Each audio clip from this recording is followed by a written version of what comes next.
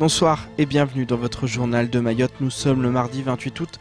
À la une de l'actualité, le ministre de l'Éducation nationale part à la rencontre des syndicats et des parents d'élèves du territoire.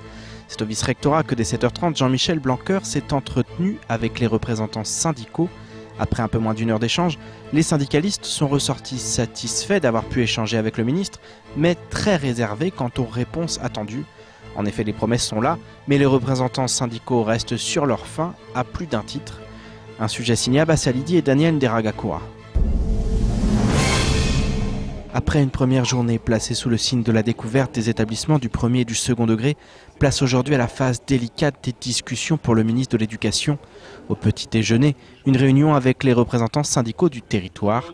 Ces derniers, qui ne cessent de réclamer des moyens, ne sont pas ressortis très enthousiastes de cet échange. Il y a eu des échanges, mais en termes de résultats ou de réponses concrètes, on reste un peu sur notre faim. Il y a eu des échanges, on a acté sa venue, il nous a dit que c'était un point fort, ça oui. Mais de là, des réponses aux questions, on n'en a pas eu concrètement. Même son de cloche du côté de la CGT Éducation, qui n'a pas obtenu de réponse satisfaisante, mais a néanmoins profité de l'occasion pour rappeler au ministre ses nombreuses revendications. Nous n'avons fait que redire ce que nous disons depuis des années.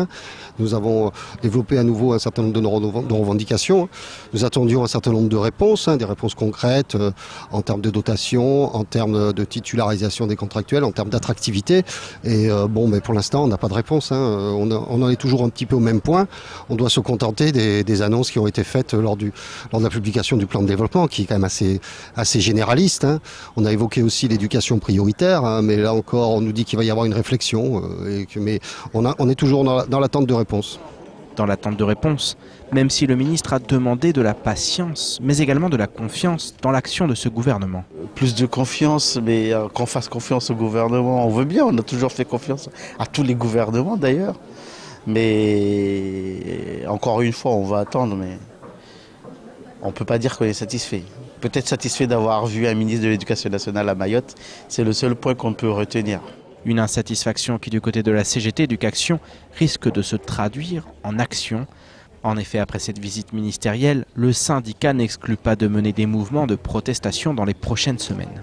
Si le gouvernement qui se veut volontariste sur Mayotte pour je dirais améliorer l'éducation à Mayotte, pour faire de Mayotte un territoire, l'éducation est véritablement prise en compte comme elle l'est dans les autres territoires. Si ce discours volontariste ne se traduit pas par des actes, par des mesures concrètes, il y aura des actions. Si pour l'heure la CGT Éducation semble seule à brandir la menace d'une grève à venir, il apparaît évident que la patience pourrait rapidement atteindre ses limites. Après cette réunion avec les syndicats, le ministre a rencontré les représentants des parents d'élèves et des familles. L'occasion de prendre connaissance des nombreuses revendications des différentes organisations. Et si certains se sont montrés satisfaits, d'autres sont sceptiques et attendent davantage, notamment en ce qui concerne les 12 élèves par classe en CP ou encore la venue d'enseignants titulaires. Il en ressort néanmoins qu'il convient désormais de travailler main dans la main pour que l'école à Mayotte sorte la tête de l'eau. Abba Salidi et Daniel Nderagakoura. Pas le temps de se reposer pour le ministre après les syndicats, place à une rencontre avec les parents d'élèves de Lille. C'est à la préfecture que la réunion a eu lieu, en présence des représentants de diverses organisations. Au sortir de la réunion, tous n'étaient pas d'accord sur l'intérêt de ces discussions que certains ont considérées comme fructueuses. Fructueuse, je pense oui, du moment où il nous a reçus, il nous a accordé du temps. Il y a eu des annonces, 500 millions d'euros.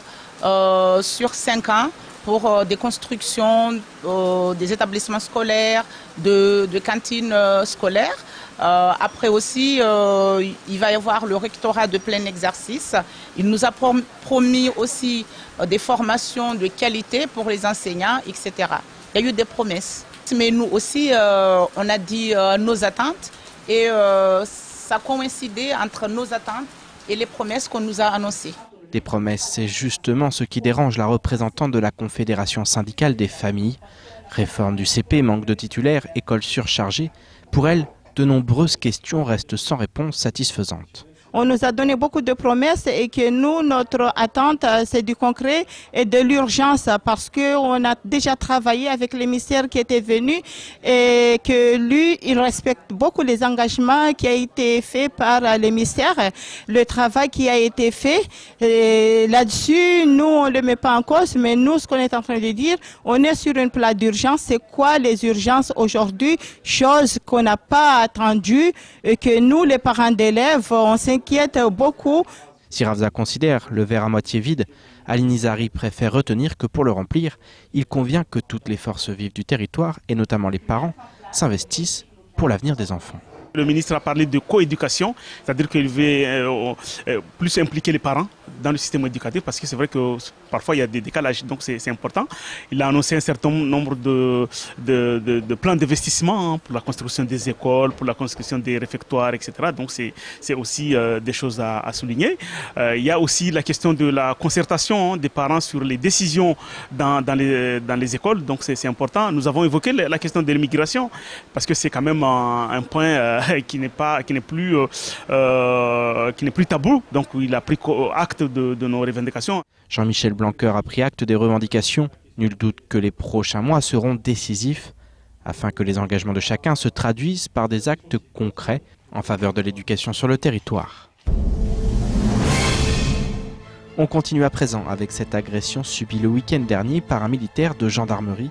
Appelé pour des faits de nuisance lors d'une soirée à Musical Plage, le gendarme a finalement été victime d'une bande de jeunes résolus à en découdre. Peu de temps après l'agression des agents du GIGN, cet acte odieux relance le débat sur les violences dirigées contre les forces de l'ordre. Le colonel de gendarmerie était ce matin sur le plateau de la matinale où il est notamment revenu sur les faits. Amina Ariti, Leslie Vimenet.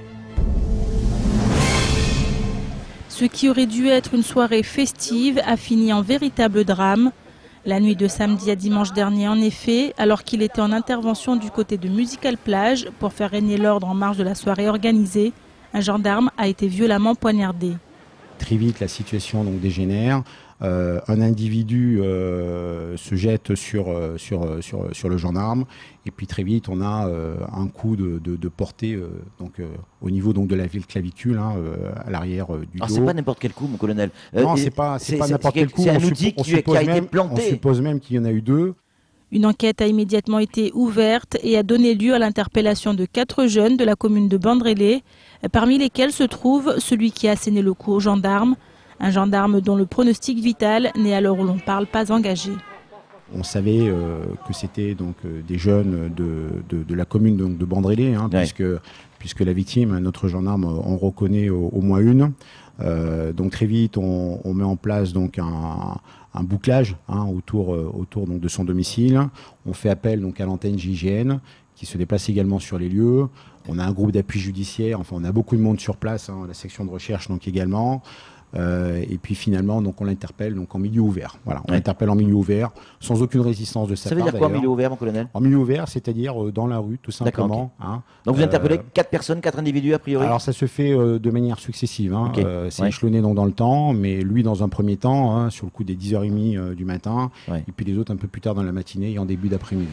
Cet incident remet surtout sur le devant de la scène les nombreuses violences subies à Mayotte par les militaires de gendarmerie. D'ailleurs, en se livrant un petit récapitulatif des faits d'agression enregistrés depuis le début de l'année, on en arrive à 34 agressions directes, une dizaine de caillassages et à peu près autant d'outrages. Est-ce à dire pour autant que la violence se radicalise? Le colonel de gendarmerie nous dit ce qu'il en pense.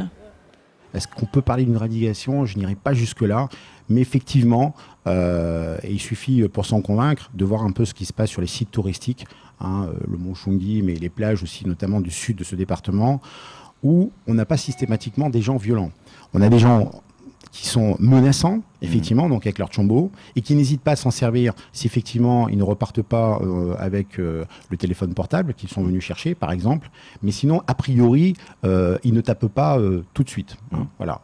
Par contre, si effectivement il y a une opposition, alors là, donc, ils ne se gênent pas pour le faire. Et à l'encontre des gendarmes, c'est essentiellement, effectivement, donc des outrages, des violences, comme je venais de le signaler, et quelques contacts, mais Quand le rapport de force devient favorable, et d'ailleurs on veille dans les conditions d'engagement de nos militaires à respecter ce ratio, quoi. S'agissant des individus interpellés, 2 d'entre eux ont fait l'objet d'une prolongation de garde à vue.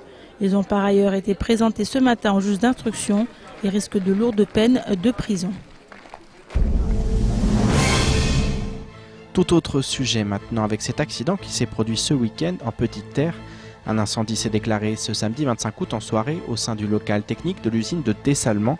Il a impacté exclusivement le local électrique de l'usine et toutes les dispositions ont été prises pour limiter les perturbations sur le réseau d'eau de Petite Terre.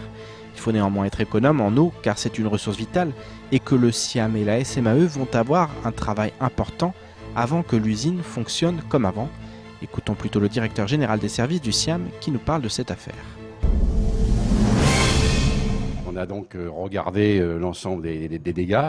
On a quand même eu 7 armoires électriques complètement brûlées, inutilisables. Donc il y a eu apparemment peut-être un départ de feu dans l'armoire électrique, le TGBT, oui, donc, qui est la liaison entre l'arrivée EDF et donc le service de l'usine. Oui. Voilà, donc, mais une enquête est en cours, on ne peut pas encore dire ce qui s'est vraiment passé. Oui. Mais on écarte quand même l'hypothèse criminelle, on est bien d'accord là-dessus. Ah, écoutez, on n'écarte rien pour l'instant. Non, on peut pas. Trop tôt. Et trop tôt, absolument.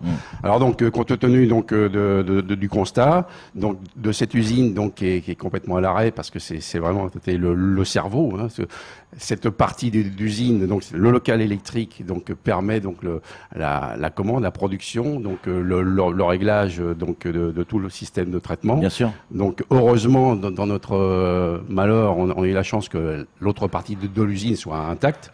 Donc il suffit uniquement de remettre en service donc cette commande électrique et ces automatismes. Et là c'est compliqué parce qu'une usine de dessalement c'est plein de capteurs. C'est vraiment très compliqué, donc ça va prendre quand même un certain temps. Je vous propose maintenant de faire le tour du reste de l'actualité locale de ce mardi 28 août. L'essaim de séisme a rappelé à tout le monde que les vacances étaient terminées. En effet, cette rentrée a été synonyme de reprise des tremblements de terre.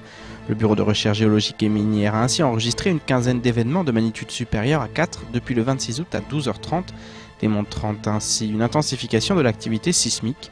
La période la plus active s'est située dimanche soir entre 17h et 3h.